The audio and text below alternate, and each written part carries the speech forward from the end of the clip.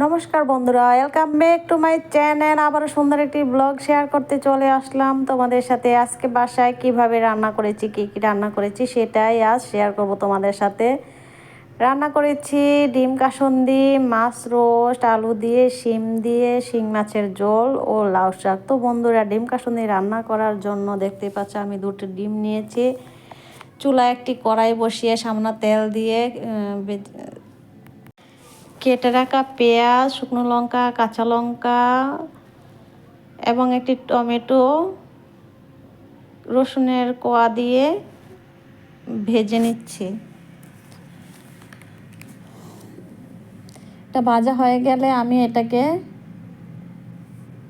Blend করে নেব। তারপর আমি ডিমটাকে খোসা ছাড়িয়ে নিচ্ছি। খোসা ছাড়ানো হয়ে গেলে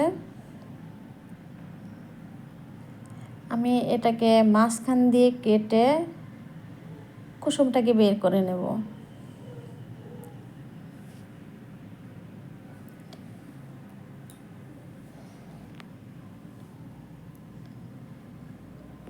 এখন কাটা হয়ে গেছে, মাঝখান থেকে কুসুমটাকে বের করে নিচ্ছি।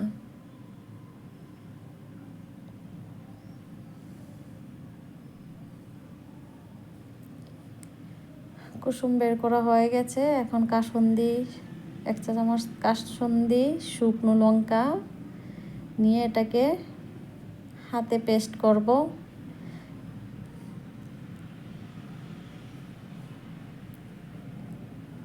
কুসুমটাকেও পেস্ট করে নেব। তো এখন আমার পেস্ট করা হয়ে গেছে। এটাকে গোল করে ডিমের ভেতর দিয়ে রেখে দেব। এখানে আমি একটু ডিমটাকে ফাটিয়ে এতে লবণ, কর্নফ্লাওয়ার দিয়ে মিশিয়ে নেব।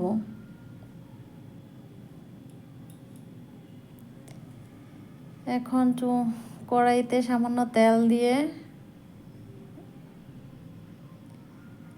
পুর ভরা ডিমটাকে ডিমের সাথে মিশিয়ে ভেজে নেব।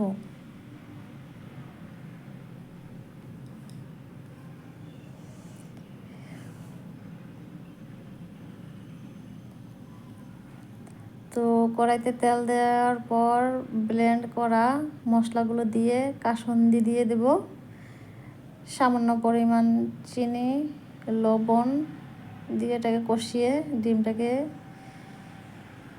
দিয়ে কিছুক্ষণ জাল করে কষিয়ে আসলে এটাকে নামিয়ে নেব। হয়ে গেল আমার ডিম কাসুন্দি।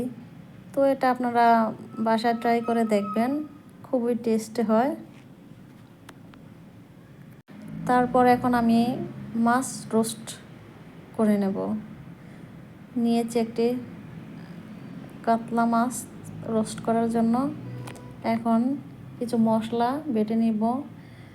দিয়ে দিচ্ছি টমেটো, আদা কুচি, পেঁয়াজ কুচি, কাঁচা লঙ্কা, জিরে আর হচ্ছে কাজু বাদাম।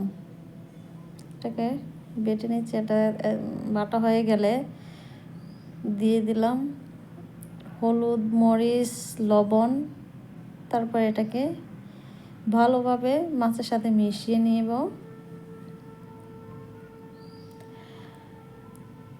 তারপর সামান্য তেল দিয়ে কড়াইতে ভেজে নেব।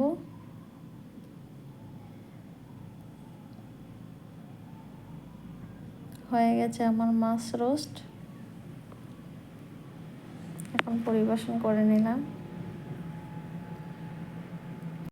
তারপর রান্না করব শিং মাছ শিম আলু দিয়ে। তো মাছটাকে হলুদ, মরিচ, লবণ দিয়ে ভেজে নিচ্ছি কিছুক্ষণ নেড়ে চেড়ে। তারপর বসিয়ে দিলাম জিরে, তেজপাতা ফোড়ন দিয়ে, শুকনো লঙ্কা, হলুদ, লবণ দিয়ে সামান্য পরিমাণ জল দিয়ে নেড়ে চেড়ে কষিয়ে নিলাম।